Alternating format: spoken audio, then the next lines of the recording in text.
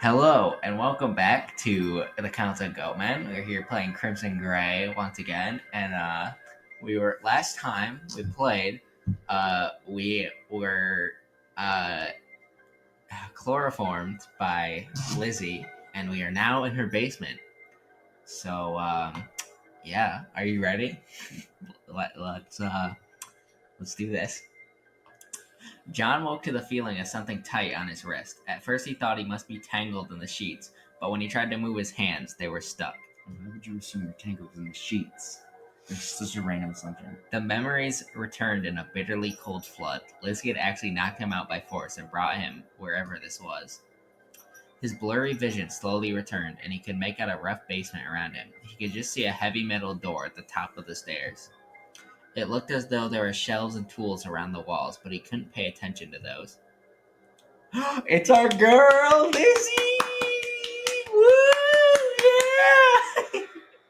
Not with Lizzie standing in front of him, eyes fixed on his face. I'm glad you're awake now. Are you? Oh, sorry. You're sorry. That's right, boy. I'm glad you're awake now. Are you feeling okay? Okay. You've. I didn't want to have to. I didn't want it to have to be this way, John, but I didn't have a choice. See, she didn't have a choice. Understandable. You're confused, John. I don't understand how much this. You don't understand how much this matters. I'll help you understand. Damn, that's what my homophobic parents said to me. You're confused, Sean. What are you gonna do to me? Don't be afraid, John. Everything is gonna be all right. It is? No. ... I'm so happy. I'm completely empty. There's nothing inside. No. You gotta be like, I'm completely empty. There's nothing inside me. I know what I'm doing. Shut the fuck up. I'm completely empty. There's nothing inside me. There's never been anything inside me. The emptiness craves something. Fucking emo ass piece of shit. I didn't understand what I needed for years and years. Eventually, I realized that I needed a person, a specific person. My precious. But I didn't know who. Occasionally, there would be a flicker of feeling. I'd watch someone for a while, but they were never what I needed. No, nothing actually mattered. Until I met you. Yay! Boo. But why did... Let me finish! Let me fucking finish! For so long, I could barely even bear to look at you. The feelings were too intense. Also, that face. and then I couldn't bring myself to talk to you. I was afraid it would all just disappear. It be like that sometimes. But the feelings didn't go away. They got stronger. You were made for me, John. You need to understand that. But you don't understand because you're confused. That's why I needed to keep you here.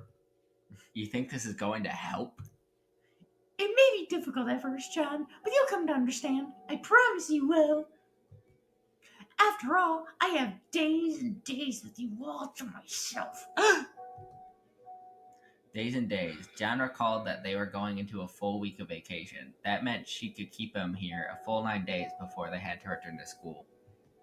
That was no accident. She'd coldly planned this entire thing. Maybe she'd been manipulating him since before she even asked for the date.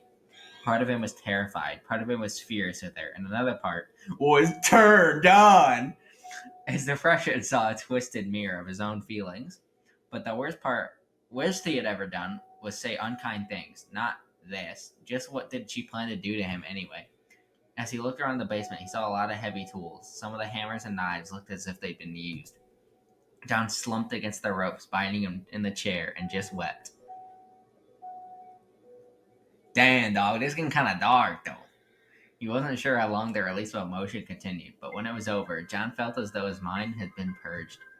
His current situation might be pretty bad, but he still had options. He could figure out something, assuming he figured out what he even wanted to do. The same thing to do would be find a way to escape, contact the police, or maybe it would be safer to convince Lizzie to calm down, take more medication, not hurt him. John, We're going to have ever so much fun together, or so much time together. Aren't you excited?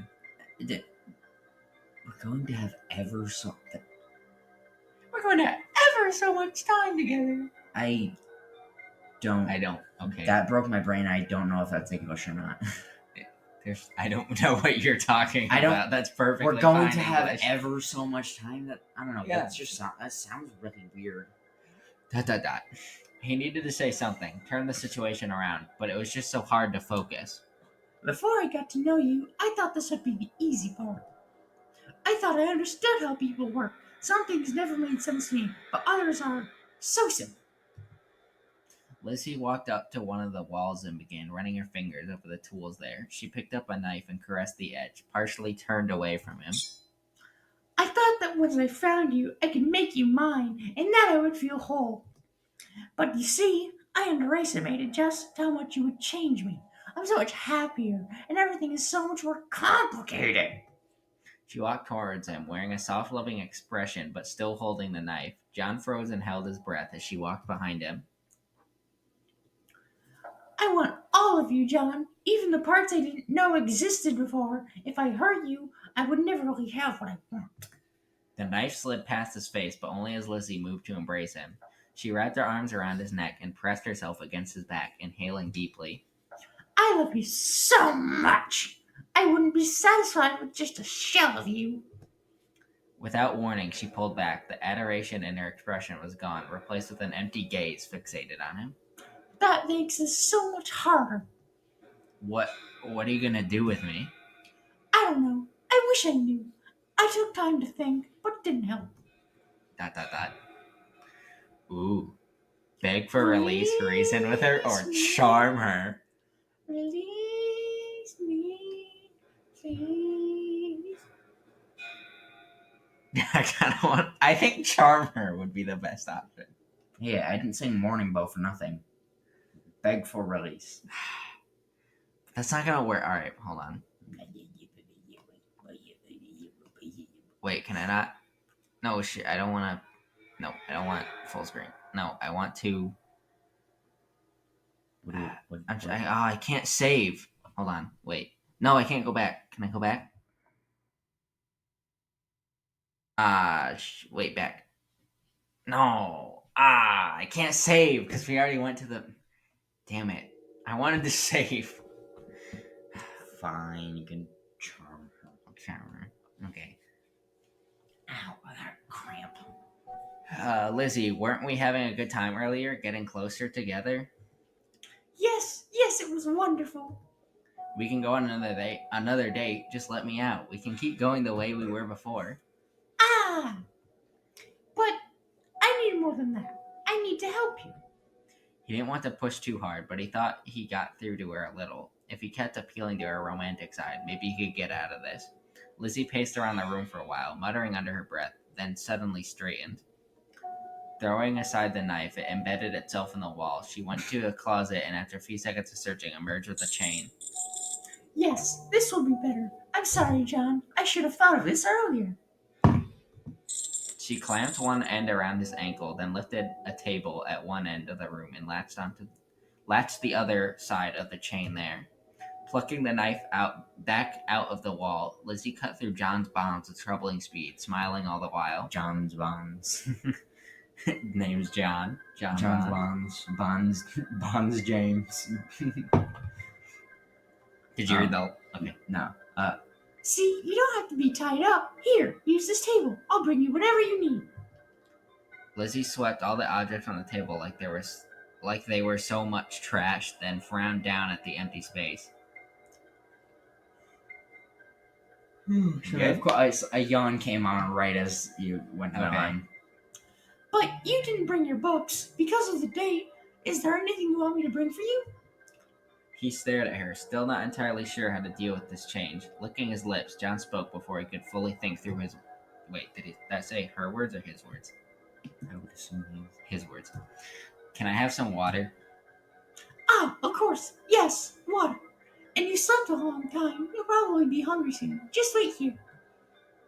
While she was gone, he did his best to rub some feeling back into his wrist and look around the room. The chain attaching into the table leg was fairly long. He thought he could reach most of the basement except the far end of the door at the top of the stairs. Not that he could try anything when she was nearby and could return at any moment. He did try to lift the table, though, see if he could slip the chain out from under the leg. He couldn't even budge it. What the hell? Was there some trick to it? or was she just that strong? John had thought it might have been his imagination, or she was just fueled by passion. But to move the table as easily as she had, that shouldn't have been possible. There wasn't any time for anything else before Lizzie returned, bearing kitchen supplies. Sorry, I have to stand up. I have a major cramp. It hurts like hell. So Okay. just give me a second. As like Lizzie has a line, so Just wait a moment. I'll make you something, and we can be together while I make it. Isn't that wonderful? it sure is. Not waiting for an answer, she laid out her ingredients on one side of the table, then set up a chopping board. She began reducing vegetables to little chunks with terrifying ease, knife a sliver blur in her hands. Like, you mean it probably said a silver blur. I think, isn't that what I said? Maybe it's sliver. Whatever. A I was silver. just saying it was probably Sorry. silver. If I said sliver, I meant silver. I know just what I want to cook today, but you can ask for whatever you want later, okay? I'll make you anything you like. Yo, can I get some dino nuggies up in here? Thank you.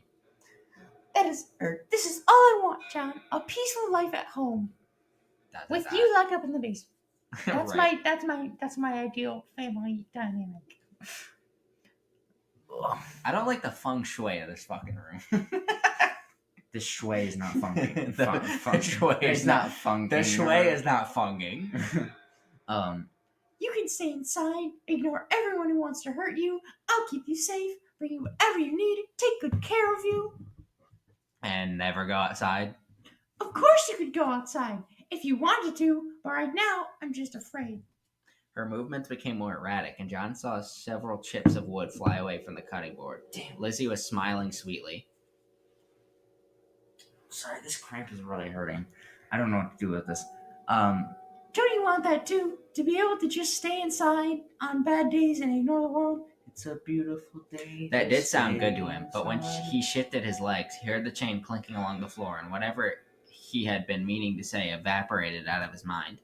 As absurd as it was, the day continued almost normally. Lizzie made him an elaborate meal, and they ended up chatting over it as if everything was normal. It felt wrong to do so, but he worried that doing anything else would just antagonize her. Did she really think this would work out in the end?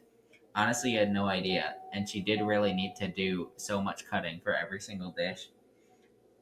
Okay. When they had finished and chatted for a while, Lizzie abruptly hopped back to her feet. Okay, just a moment, John. Okay. I'm gonna go get your books, okay? I don't want you to be angry with me for making you fall behind on your homework. Is there anything else you want me to get from your house?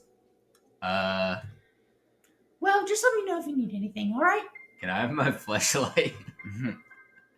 She skipped away and he heard the door above him close. He wondered if it would be a trick somehow, but after enough silence passed, he felt reasonably certain that she had actually gone to his house. Though she could have taken his key, he saw that it was still resting on the far table with the other things he'd been carrying. Had she made a copy at some point, or could she just pick the lock? Neither possibility was exactly comforting, but he didn't have time for that. John got to his feet, stretched, and considered his options. Okay. Shit. I should have saved. Fuck! Okay, fuck. Try to remove the chain, look for weapons, look for tools, make something for Lizzie, or don't try anything. Well, I don't think don't try anything is a good option, so let's not go with that. You might want to be closer to the microphone. I guess it's fine. Okay. Try to move the chain, look for weapons, look for tools, make something for Lizzie. I'll let you actually take this time. Because I'm fine with all these options, to be honest.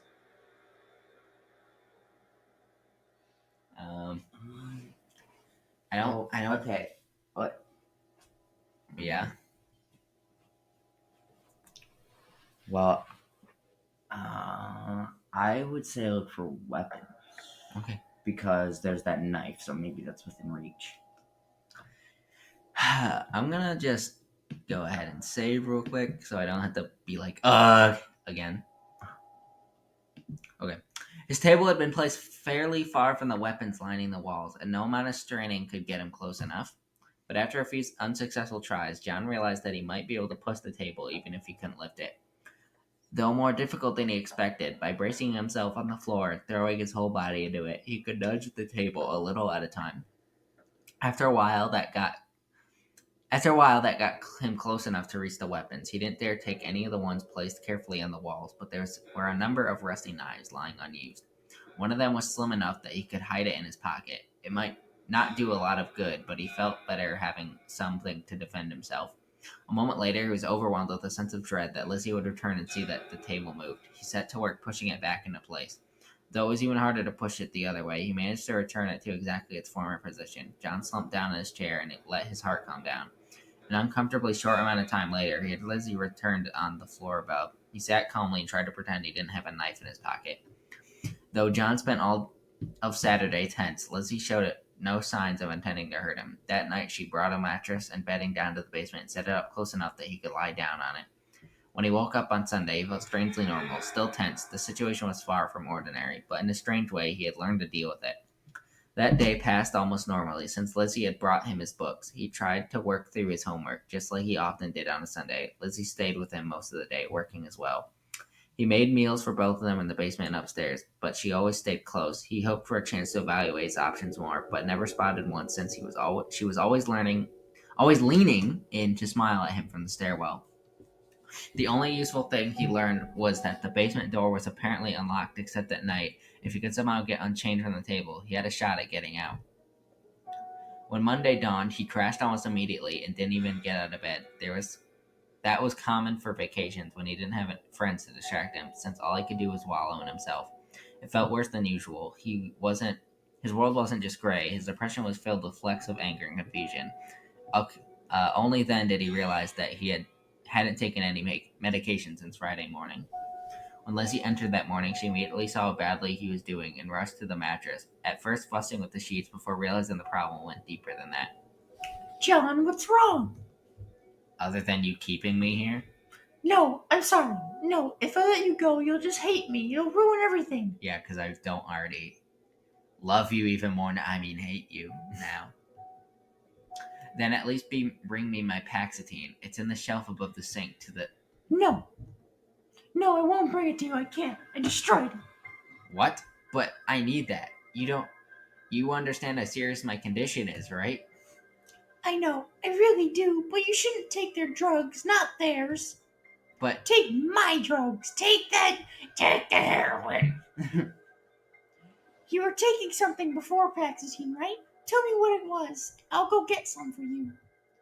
I want you to get better, John, but I won't let you take anything from Koitek. ... Damn it, I didn't say it. Fuck! Man, I'm just fucking shitting all over my saves. Okay. Refuse to tell her, lie about old medication, request old medication. Okay, you can't stay silent. We're doing a let's play. That's quite the choice, though. Huh? That's quite the choice. I guess. I wouldn't say refuse to tell her. I feel like it's probably a bad option and will get us killed. So, we have these two options. Okay, so if we request the old medication, he takes the medication that didn't work for him. If he lies about it that he takes a medication that wasn't prescribed to him, so neither is good. I mean, do you want me to choose? Sure. Okay. I'm gonna God, go with... I've never had a cramp this bad before. What the shit? I'm gonna go with request old medication. I'm gonna play it safe because I don't want to lie to her. Thinking back, John tried to remember the medications that had seemed to do some good. Maybe they weren't as good as Paxatine, but they would be better than nothing. Oh, sorry, you. Okay, just wait right here. Yeah. Apparently, just remembering all the chemical names he'd listed, Lizzie hopped up the stairs and practically slammed the door in her hurry on the way out. Abruptly alone, John realized that he had another chance to act. Okay. Try to remove the chain, look for tools, make something for Lizzie, don't try anything. I'm going to say look for tools, because I think that'll help us get something to remove the chain. His table had been placed to be out of reach of the weapons lining one wall, but that put him close to the other wall. John managed to get around the table to it and began examining them. There was a metal cover that appeared to be locked, but he looked through the rest. There was a toolbox that he thought was locked at first, but eventually realized was only stuck. After enough effort, he got it open and looked through. Most of it was random aging tools, but he found a screwdriver that looked to be in good shape. Could he use this to escape? He saw several possibilities, but at that moment he heard Lizzie returned. It was too late. Eventually, Lizzie returned, bearing a large white sack. She triumphantly emptied it out onto the table, dumping an entire pile of pills in front of him. What the fuck? She'd gotten every drug he'd mentioned, even the prescription ones. He hated to think of the nasty consequences if she tried to give him all of these at once. But instead, Lizzie just brought him a glass of water and set it down beside the pile. Take anything you need to get better, okay? I'll just leave these here, but you can ask for more water whenever you want. Thank you. Oh, sorry, that was Lizzie's line. Yeah, My bad. it's fine. I'm suffering from this crap right now. I just got into the mode of reading. Yeah. Of course, John. I'm doing all this because I want you to get better. He felt like telling her that being held against his will wouldn't help, but her expression looked so sincere that he couldn't bring himself to say it. How had she gotten prescription medication anyway? He found the one that he had been most satisfied with just before Miss Smythe switched him to Paxitine and took his first dose. Lizzie smiled brightly, then skipped back up the stairs.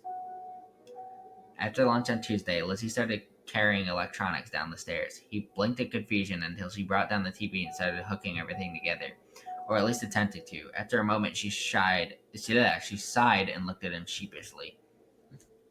Do you know how this works? I can try to get it figured out. He got up and did his best to help. He had a pretty nice VCR, leading him to wonder why she had it and didn't know how to put it together. It wasn't like someone else would have bought it for her. Do you not use this much? Never. I don't really watch television. Like, at all? No. No. She had seemed weirdly apathetic about a lot of things, but he thought she just wasn't into pop culture. Yet now, something in her voice made him suspect it was something else entirely. What about music, then? I don't listen to music, you Psycho. That's a psycho bitch. Never right? mind. I changed my mind. She's a psycho bitch. If you don't listen to music, you're fucking insane. Mm-hmm. Huh? Really? What about books? Only nonfiction that seems useful. The rest all feels so pointless. I can't read today. What do you do for fun, then? Stalk people? She stared back at him so long, he was afraid she might just ignore the question. Oh, shit. Oh, Well, fuck. sorry I asked. I do enjoy a few things now, thanks to you. ... I spent a lot of time collecting all those knives because I thought they would be useful, but now it's a little different. Oh, God. Now I can imagine myself protecting you. All the details about grips, edges, they're not just details now. They interest me. Why did I need a cramp right as we're fucking recording? So he'd given her an interest in knives. Fantastic. Fantastic. Anyway, I thought maybe I could enjoy a movie if I watched it with you. Is that okay? No. We might as well try. I've had it all put together for a while anyway. We can try it. Lizzie brought a chair and sat beside him as they watched the tape. He's grateful that she at least watched the movie instead of him. We're gonna watch The Exorcist. And, Fuck, what's the other movie Dahmer watched? It was like Star Wars, The Empire Strikes Back. I think it was Empire Strikes Back. I think it was Empire Strikes Back. Empire or Return of the Jedi? Lizzie, I think it was Empire I think it was. Strikes Back. I think you're right, but I can't remember. Lizzie brought a chair and sat beside him as they... Oh, I said that already. It was nothing at all like how watching a film with a girl was supposed to be, according to his friends. Wait, you're telling me you don't sit chained up in a basement watching a movie with a girl? That's been all my experience. Lizzie didn't seem remotely nervous during the scary parts, and to his surprise, didn't seem to care about the romantic parts. Well, it depends on what movie you're watching. I was gonna say, I was like, what part of the movie has the romantic parts and scare? I guess... But no, just in general, it depends on, like, if you're watching, like, Scream, yeah, no one's gonna be scared at the scary parts. it's like... But for her, if, like, she's watching, like, a snuff film, I bet she'd, like, she'd get her rocks off. He's like, yeah, she didn't seem to... She really liked the scary parts, but didn't care about the romantic parts. Oh, what movie were you watching? The Puppy Dog Pal, or not Puppy, Paw Patrol movie. We're watching the Paw Patrol movie. Scary parts. Romantic parts. Yeah, I didn't really care about those sex scenes. Oh, what movie we're watching? Paw Patrol. What? Then again, he didn't think he really would want her to react that way. It definitely wouldn't feel like who she was. To his surprise, John found himself enjoying it too. Maybe his old meds were doing their job better than he thought. When it finally ended, Lizzie gave a small smile that he thought represented authentic satisfaction. Then she immediately turned to him. Oh, hold on. Sorry. Let me go back. We should watch something together again, but I think I'd rather make our own movie. His mind immediately flashed to making porn together, and he had to force the thought away. Snuff film. I love that was his first thought was, oh, she means porn. No, she wants snuff. What kind of movie? I would like to just film you here, working or eating or anything. I could watch it later. Really? Wouldn't that be boring? No! Watching you could never be boring. I would love if he immediately just said, like, you mean porn? Like, she just flat out said it. Oh, this is such a good idea. I'll go buy one of those video recorders and... Not to cut you off, but wouldn't that be incriminating evidence? Huh? Fuck, what was he saying? Well, do you like to back out now? Bro, what the? Bro, what the? I mean, it's not legal to hold someone like this, and your basement looks kind of suspicious. You wouldn't want someone to find it later. Aw, you care. Lizzie embraced him cheerfully, and despite himself, John felt a flicker of joy. When she was happy, she seemed to be so purely happy. Ugh. Cramp. You're right, of course, and I'm so glad you're thinking about keeping me safe, even if I want it to be the other way around. John is so kind. But maybe later we can make our own movies, okay? Okay? Yeah, maybe. John had considered trying to use the tape as evidence, but quickly realized he didn't want to go there. If Lizzie had tapes of him, he could be certain she would watch them, over and over. And if she did that, he had a bad feeling she would notice his escape attempts. There would be some detail he couldn't hide, and then she would completely stop trusting him. No, for now he needed to focus on getting out. I think we're going to have another choice soon. I'm just going to repeatedly save now. If I need to look up ways to get rid of a cramp, I can't deal with this. This hurts so bad. On Wednesday, Lizzie wanted to watch another movie, but John suggested that might be too many. Instead, they passed the day quietly, working and chatting and ignoring the fact that he was chained to the table. He was feeling better than he thought he could without Paxatine, so his mind shifted to what he could do to improve his situation. Chatting with Lizzie was pleasant, but it wouldn't resolve their problem. But what should he say? Try to leverage the last few friendly days into her letting him go? Just try to make her relax more, or convince her that he wouldn't leave her? So Lizzie. Okay, start a conversation about her interests, start a conversation about romance, start a conversation about her peers, or start a conversation about morality. Bro, I'm fine now. Okay, I'm gonna go with her interest. You look like you're studying really hard there. Maybe a little. If I don't do this work, then the teachers bother me, and I don't like that. Do you have a favorite subject? No, it don't matter. Well, maybe chemistry. I started paying attention because it seems so useful. I guess now that I think it's a little interesting. Useful? Really? Oh yes, chemistry classes were where I learned how to make chloroform. Oh, lovely. ... It's the same as with my knives. I don't need so many, but I guess I like them a little. They're wonderful. They're wonderful objects. Beauty and functionality fused together. Wow, that was kind of poetic. You thought so? You actually liked it? I'm so happy. For the rest of the day, Lizzie actually opened up a little more about her interests. Most of them were a little disturbing, but he was glad to see her care about anything other than him. The next morning, he took his pills with a glass of water as usual. Lizzie waited until he was done and then gave him a warm smile. I hope it's helping. You seem happier, John. I feel better than I expected. Pretty good, actually. It was actually strange how good he felt, and that crinkling is going to get really annoying. Sorry, I'm trying not to do it too much. It was actually strange how good he felt, and it was easier not to think about that at the moment. Instead, he brought up an issue that he'd been thinking about for a while. That reminds me, I've been meaning to ask you. You've run out of Yondequil, right? I haven't taken it for days. I destroyed the rest of it the day before our date. You destroyed it? Why? It was useful. It helped me understand, but I wasn't myself while I was taking it. I wish you'd reconsider taking medication. We can't handle everything ourselves. Sometimes we need help. You don't understand. It's not that simple. Then explain it to me. I wasn't myself. It was like someone had imprisoned me and took my place. I wouldn't know what that Darkness feels like. imprisoning me. I was like, I wouldn't know what that feels like. Imagine if you're on medication meant that you could never feel sad again. Just constant manic happiness. That does sound horrible. I'm sorry I made you take it. Don't say that. It was useful. Having things be different for a while made it easier to see how everything fits together. But I couldn't take Any longer than that? Okay. but I couldn't take any longer than that. I wanted to be myself again. ... Koitek doesn't want to help people, John. They just want to control them. Are you just saying that metaphorically, or do you actually know something about them? No. No? Abby was an addict because of them. I never cared about her, but I saw what Koitek's drugs did to her. They didn't change who she was.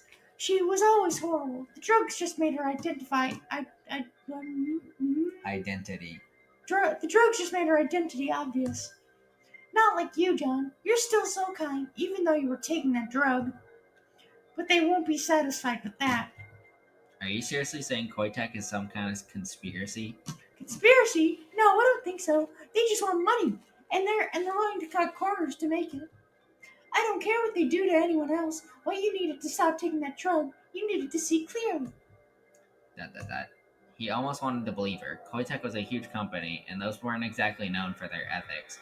It was plausible that they'd been testing some dangerous drug on Lizzie's mother. It'd probably been too dangerous for adults, but had a magnified impact on a developing child. Did Lizzie see that on some level, or was she just paranoid about the company? Sometimes she seemed so. And you should stop seeing Miss Smythe. She's trying to steal you away. I'm sure of it. Yeah, Miss Smythe is definitely hitting on me. I definitely picked that up. Lizzie, don't be ridiculous. She's 10 years older than me, and the school counselor.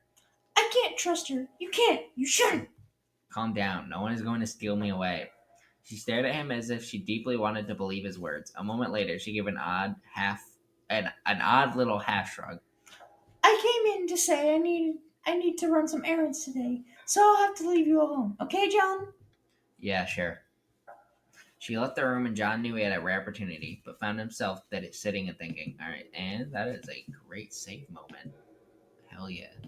Okay, was it possible that she was right about the Paxatine? He hadn't taken it in several days, and after a few low points, he actually felt much better than usual. The terrible irony of depression medication was that sometimes a drug could make you feel even worse, not better. Maybe the changes he'd attributed to Paxatine were just changes in his life. There couldn't be anything to her conspiracy theories, but he could believe that Koitek would push their drug on anyone with depression, even if it had mixed results. Things like that happened all the time. Abruptly, he resolved that if he made it out of the basement, he'd stop taking Paxatine as an experiment. He could stay on his old meds, see if he did better. If he actually showed signs of improvement, even Miss Smythe would be happy to let him take older drugs. Regardless, for now he needed to take stock of his options and take some kind of action while he had the opportunity and energy for it. He felt like he'd spent too much time thinking to make an escape attempt, but he could accomplish something else. Damn it! Make something for Lizzie, I guess. Deciding his best bet was to try and encourage Lizzie's good nature, John set to working with the kitchen supplies she'd left nearby him. His options without a stove were limited, but he did his best to make her something that looked like a real effort had been put into it. He was no chef, but he thought she would like anything he'd made with his own hands. Strangely, the act of making something for her helped him forget about the fact that he was chained in her basement. The situation might be messed up, but perhaps there was a core of something salvageable. When Lizzie saw his gift, she blushed, then took it away hurriedly. John blinked, but didn't have time to object. The next time he saw her, though, she was beaming. On Friday, John woke up, stretched, yawned, scratched at the shack on his leg, and got up to brush his teeth. It was only while brushing his teeth and staring at the walls of knives that he realized how normal his bizarre situation had become. 1 week ago, Lizzie had been asking him out on a date and had gone out like a normal couple. It felt like a lifetime ago. When he heard the basement door open, he didn't even glance up. He knew it would just be Lizzie again. He just rinsed out his mouth and set his toothbrush aside. Good morning. Can you believe it's been a week already? I was just thinking that, actually. Hasn't it been wonderful? We've been together every single day. It's bliss. ... We haven't done anything that we could have done without the kidnapping. But that's the point. She skipped in past him to the wall of knives. Lizzie held her arms back behind her back as she examined them eagerly. When we were together at school, part of me was afraid we were both pretending. Even when we were alone, I wasn't myself. Lizzie chose one knife from the wall, caressing its edge slowly before taking it up. She turned to him, eyes unnaturally bright. A normal boy couldn't have done all those ordinary things with me after seeing the truth. You're saying I'm not normal? And I wouldn't want you to be. She came closer, knife swaying back and forth as her gaze remained fixated on him. She was close now, close enough that she could have kissed him or stabbed him. One of those options. I want you to learn. I want you to learn that you shouldn't be afraid of me. You know I would never pick up a knife to hurt you, right? ... I wanted an answer. Ooh, kiss her. Agree. Kiss her. Agree. Kiss her. Agree. Kiss. Agree. Kiss. Instead of answering a question that might not have any good answer, John leaned forward and kissed Lizzie gently. She gave a surprised gasp, then leaned into the kiss. She kissed back like she was trying to devour him, and maybe she really was. But before it went on too long, Lizzie pulled back and stared at him shyly. I'm glad you did that, John, but I'm afraid. Afraid of me? Of this? Maybe I couldn't change. Maybe I did everything wrong. Lizzie rushed out of the room and slammed the door behind her. When she returned later in the day, she pretended like the kiss had never happened. John did the same, but he couldn't help but feel like something was different. On Saturday, Lizzie announced that she wanted to make a huge meal for both of them on the last day. She asked what he wanted to eat, then headed out for a shopping trip.